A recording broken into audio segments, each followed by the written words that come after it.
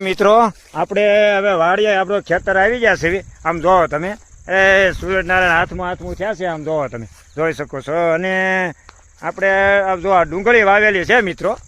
અને ડુંગળી તો વાવી ગઈ છે ને પાક ઉપર આવી ગઈ છે ને કાઢવાની તૈયારી છે. તો હવે મહેશભાઈ હવે શું કરશું હવે આપણે આ ડુંગળીનું?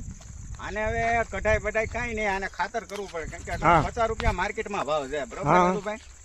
એટલે આને કઈ કાઢવામાં ફાયદો છે ને 500 રૂપિયા તો મજૂર લઈ જાય. હા, એક દિન આને એ 10 મણ તો ડુંગળી કાઢી ન શકે. હા, તો પછી કાઢી નહીં કરવું હું કયો? હા, જો મહેશભાઈ નું એવું કેવું છે હવે ડુંગળી છે ને માર્કેટમાં ન લઈ જાવે. આને હવે વાડીએ દાબો કરી નાખાય અને ખાતર કરાવી નાખાય. ખેડૂતની હાલત આ છે. હવે પાક ટાણે ભાવ બેસી જાય છે અને પછી એવો સટ્ટો આવશે, આ વેપારીઓ ચાલુ કરશે અને પછી ખેડૂત પાસે નહીં માલ હોય ત્યારે ખેડૂતને ભાવ નથી મળતા. હાલપતિ છે મિત્રો. હા, સમજો. હવે આ ડુંગળીનું શું કરવું ને તમે કોમેન્ટમાં જણાવજો. હા, આને કાઢવી કે રાખવી? હા, હા, હા, એવું છે. 3 મહિના હાસવી પછી આનું કરવું હું, કાઢવી ખાસવી.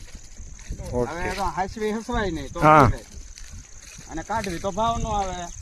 હા, એટલે હવે આનું કરવું હું તમે કહેજો બધા. ડુંગળી હવે મિત્રો રોવરાવે છે હવે આ અમને. હવે તમે જરા કોમેન્ટમાં કરજો હવે આને આગળ શું પગલાં લેવા.